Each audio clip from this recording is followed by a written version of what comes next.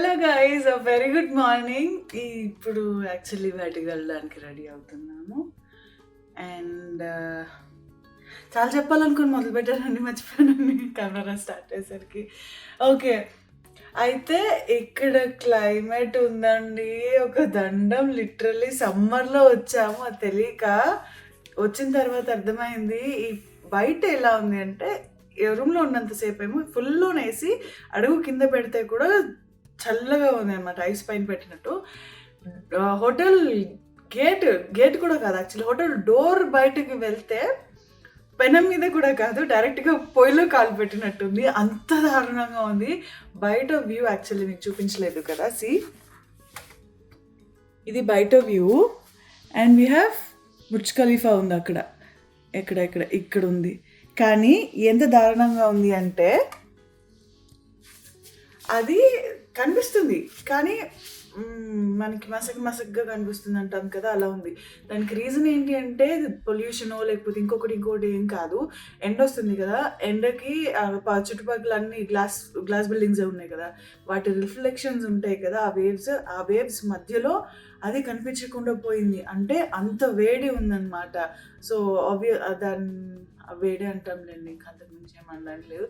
కానీ ఇన్ని గొడవల్లో కూడా మర్చిపోయా, ఈరోజు రాఖీ పౌర్ణమి. రాఖీ మా తోక కూడా ఎలాగో ఉన్నారు కాబట్టి వస్తాడు ఇప్పుడు ఫ్రెష్ అయ్యి. కాబట్టి ఈరోజు ఇక్కడ మా రాఖీ సెలబ్రేషన్స్ కూడా చేయబోతున్నారు. అండ్ ఏమున్నాయి ఇంకెక్కడ విషయాలు చెప్పాలంటే, చాలా ఉన్నాయి. కొన్ని కాదు, చాలా అంటే చాలా ఉన్నాయి. నేను మీకు చెప్పాల్సినవి నేను షేర్ చేసుకోవాల్సినవి కూడా చాలా ఉన్నాయి. ఇంకా బై ద వే, ఇక్కడికి వచ్చిన తర్వాత ఒక కన్సర్న్ స్టార్ట్ అయింది నాకు. ఆబ్వియస్లీ అందరికీ తెలిసిందే కదా, వాటర్ మారితే మనకి చాలా రకరకాల ప్రాబ్లమ్స్ వస్తూ ఉంటాయి. అలాగే నాకు ఒకటి, స్కిన్ది కొంచెం, ఇంత ఎండ ఉంది, ఇంత వేడి యాక్చువల్లీ, అండ్ పొల్యూషన్, బయట తిరుగుతూ ఉంటాము, డస్ట్ ఉంటుంది కదా. సో దానివల్ల నాకు కొన్ని ప్రాబ్లమ్స్ వచ్చాయి. యాక్చువల్లీ ఇలా కాదు, కూర్చొని మాట్లాడుకుందాం రండి. నేను ఇప్పుడు ఇక్కడ ఉన్నానని, లేకపోతే ఇలా హడావుడిగా అటు ఇటు తిరగడము, లేకపోతే టైం లేకపోవడము, రెస్ట్ లేకపోవడం మాత్రమే కాదు. మనం ఇవన్నీ దాటుకొని వస్తాం, కానీ వీటన్నిటి వల్ల వచ్చే పింపుల్స్ ని దాటుకొని ముందుకు రావడం అనేది చాలా చాలా కష్టమైన విషయం. కానీ నేను యాక్చువల్లీ నాకు చిన్నవి వచ్చాయి ఇక్కడికి వచ్చిన తర్వాత. But I am so happy that I am carrying my Himalaya purifying neem face wash, new best ever formula.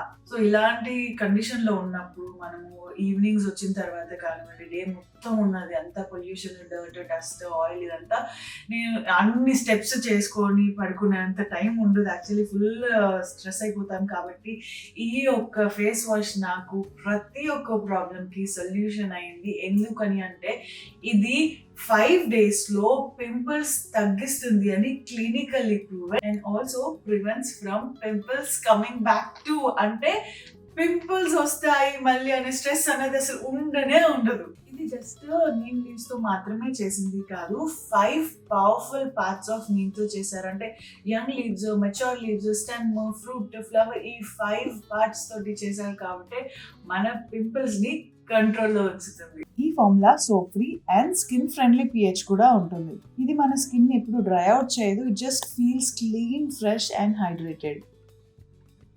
ఈ ప్రోడక్ట్ మనకి హిమాలయ అఫీషియల్ వెబ్సైట్ అండ్ యాప్లో కూడా దొరుకుతుంది. సో ఈ ప్రోడక్ట్ మనకి అమెజాన్, ఫ్లిప్కార్ట్ అండ్ నైకాలో దొరికేస్తుంది. లింక్ కావాలి అంటే కింద డిస్క్రిప్షన్లో ఇస్తున్నాను, మీరు కూడా వెళ్ళి తీసేసుకోండి. అండ్ ఇలాంటి చిన్న టెక్నిక్స్ ఉండడం వల్ల మనకి లగేజ్ కూడా ఎక్కువ లేకుండా ఉంటుంది అనమాట. అంటే ఎక్కువ సామాన్లు తీసుకోకుండా జస్ట్ ఒకటే తీసుకుని వస్తే అయిపోతుంది కదా. అండ్ ఆల్మోస్ట్ నేను రెడీ అయిపోయాను, అండ్ ప్యాకింగ్ కూడా అయిపోయింది. ఇప్పుడు లోపల పెట్టేస్తాను. ఇప్పుడు వెళ్ళి ఫస్ట్ టిఫిన్ చేసేసి తర్వాత బయలుదేరదాము. కాదు, మర్చిపోయాను, వెయిట్. సో సార్ వచ్చేస్తుంటారు, నాకు తెలిసి వాళ్ళు ఇంకా రాలేదు, వెళ్ళి పిలుచుకొని వస్తాను, ఆగండి. సో మ్యాటర్ ఏంటంటే, ఇండియాలో వచ్చేటప్పుడు రాఖీ తెచ్చుకుందామని అనుకున్నాను, కానీ మర్చిపోయాను. ఇక్కడ తిరిగి చూస్తుంటే కొన్ని ఆప్షన్స్ ఉన్నాయి, కానీ నాకు అంతేం నచ్చలేదు. అందుకని వై నాట్ ఎప్పటికీ ఉండిపోయేలాంటి ఒక రాఖీ కడితే బాగుంటుంది కదా అని, అందుకని నిన్న షాపింగ్కి వెళ్ళినప్పుడు తీసుకున్నాము. ఇది బ్రాండ్ రివీల్ చేయాలని అనుకోవట్లేదు. So this is the one. వాడికి ఎప్పుడు చేతికి ఉంటుంది కదా అనిపించింది, నచ్చింది యాక్చువల్లీ. అందుకని డిఫరెంట్గా ఉంటుంది కదా అని తీసుకున్నాను. నా చేతికి పెట్టి చూపించడం కరెక్ట్ కాదు కాబట్టి వాడు వచ్చిన తర్వాత వాడి చేతికే పెట్టి చూపిస్తాను. సార్ వచ్చేస్తున్నారు, వీఆర్ రెడీ. కానీ నేను చాక్లెట్ తీసుకుందాం అనుకున్నాను, మర్చిపోయాను నిన్న. వచ్చిన తర్వాత బయటకు వెళ్తాం కదా ఎలాగో, అప్పుడు ఇస్తాను. బట్ నా దగ్గర ఇప్పుడు ఈ రాగి తప్ప స్వీట్ కూడా లేదు, బొట్టు కుంకుమ కూడా లేదు, ఏం లేదు. అయిపోయింది. బాగా లేట్ చేశాడు, ఏం చేద్దాం. కాదు కానీ ట్రై హ్యాపీ రాఖీ. సరే చెయ్యి, రాఖీ చెయ్యి కట్టడానికి ఇది ఫ్రీగా ఉండాలి కదా, తీసేసేయచ్చు కదా. డ్రెస్ కి బాగుంటదని పెట్టుకున్నా. డ్రెస్ కి బాగానే లుక్ పోతుంది.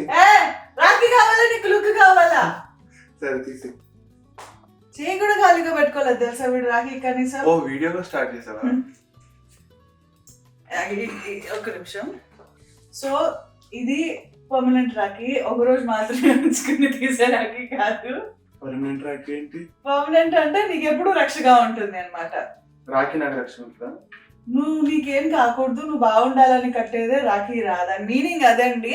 ఏదో గిఫ్ట్ల కోసమో సెలబ్రేషన్స్ కోసమో కాదు, మన నచ్చిన వాళ్ళకి ఏం కాకూడదు, వాళ్ళు సేఫ్ గా ఉండాలని కట్టేదే రక్షాబంధన్. సో ఇది ఇప్పుడు నీకు ఒక్క రోజు మాత్రమే రక్ష కాదు, ఎప్పుడు రక్ష ఉండాలని కడుతున్నాను. నచ్చుతుంది కదా.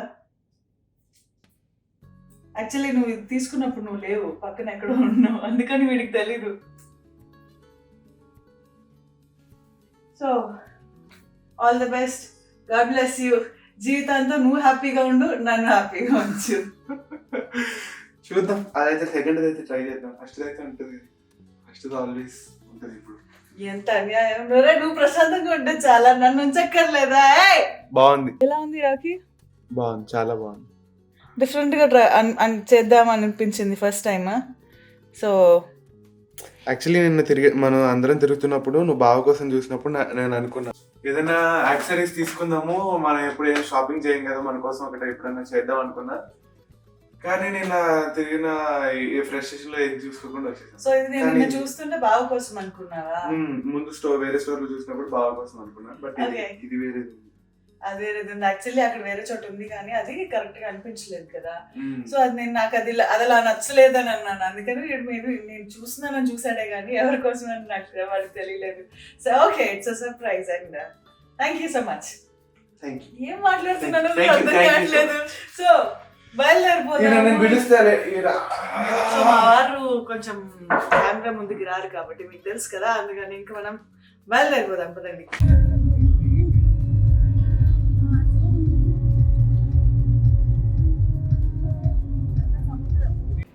వెళ్దామా అని అబుదాబి వస్తే అయ్యగారు చూసారా, ఏంటి ఎండ ఎక్కువ ఉంది కదా, ఇప్పుడు బీచ్కి కాదు, ఫస్ట్ ఎక్కడైనా ఇండోర్కి వెళ్దామని చెప్పి ఇక్కడికి తీసుకొని వచ్చాడు. తిరుగుతున్నాడు. ఏం వెతుకుతున్నాడు అంటే మాత్రం చెప్పట్లేదు, ఒకటి వెతుకుతూనే ఉన్నాడు.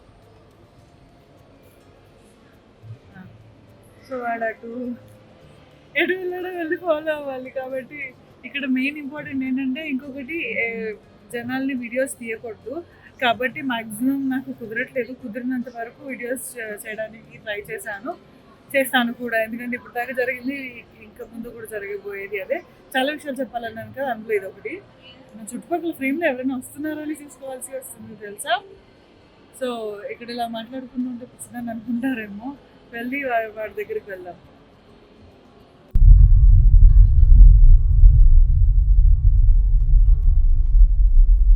కళ్ళకు కనిపించినట్టు కెమెరా కొంచెం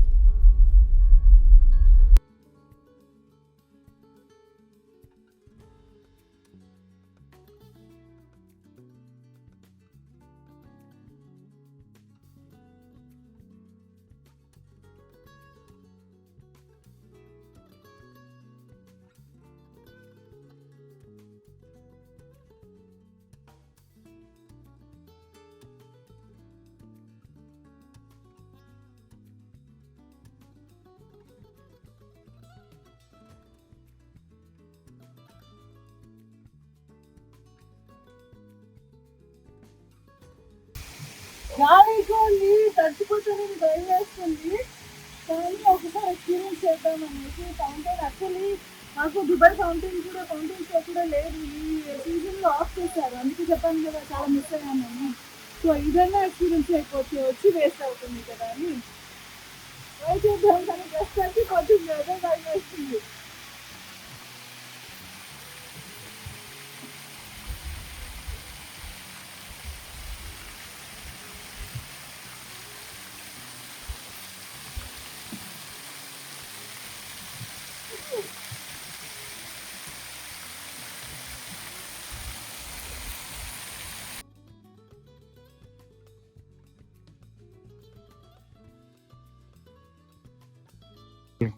సో ఈ ఇన్స్టాగ్రామ్లు రీల్స్ చూసి మోసపోకూడదు అని చెప్పి ఇప్పుడు నాకు అర్థమైంది. లిటరల్లీ అబుదాబి నుంచి 70 కిలోమీటర్స్ ఎడారిలో వస్తే ఇదండి రీల్స్ చూపించింది. నేను కూడా ఒక రీల్ చేశాను by the way, but still అది కూడా నేను చెప్పాలి కాబట్టి చేశాను, కానీ చెప్పాలి కాబట్టి చెప్తున్నా. భయం వేసింది వచ్చేంత వరకు. ఎవరైనా ఉంటారా అసలు, ఏమవుతుంది, ఉందా లేదా, ఎవరు లేకపోతే ఏంటి పరిస్థితి ఏంటి అని చెప్పి. ఇక్కడికి వచ్చిన తర్వాత ఎవరూ లేరు యాజ్ ఇట్ ఈస్. భయం అయితే ఉంది డెఫినెట్గా, ఎందుకంటే ఎవరు లేరు. 70 కిలోమీటర్స్ ఓన్లీ డెజర్ట్ లోపలికి రావాలి అంటే కష్టమే కదా. కానీ ఈ కొంచెం కోసం అంటే ఇంత వర్తా కాదా అని ఎవరైనా రావాలి అని అనుకుంటే మాత్రం డిసైడ్ అవ్వండి. ఐసే this is not worth of wasting time. ఇంత టైం వేస్ట్ చేసుకున్నాం తెలిసి ఒక పూట మొత్తం. కాకపోతే ఈ కొంచెం వ్యూ కోసం, మిగతాది తర్వాత మీ ఇష్టం.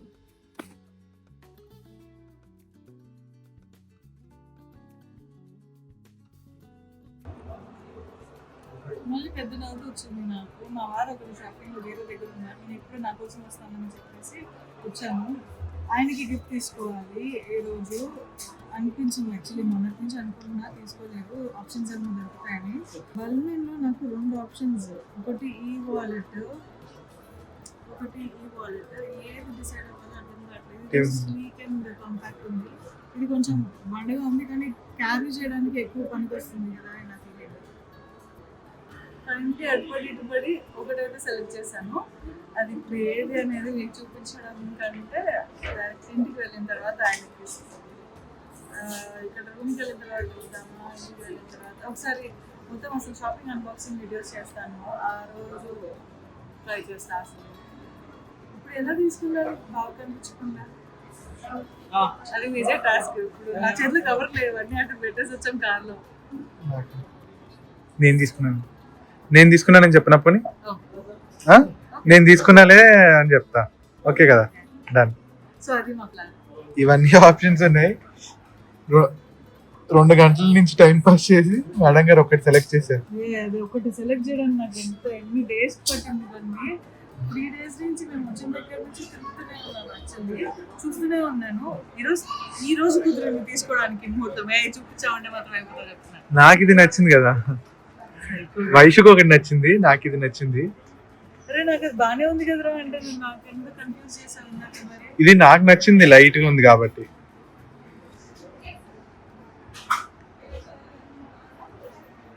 నీకెందుకు నచ్చలేదు వైష్ అది? ఈ దుబాయ్ మాల్లో ఫస్ట్ తిరగడమే కష్టంగా ఉంది. దాంట్లో నీ సోది ఒకటి. Finally bill bag gift wrapping అడిగితే ఈ రిబ్బన్ కట్టించారు. గొప్ప పని.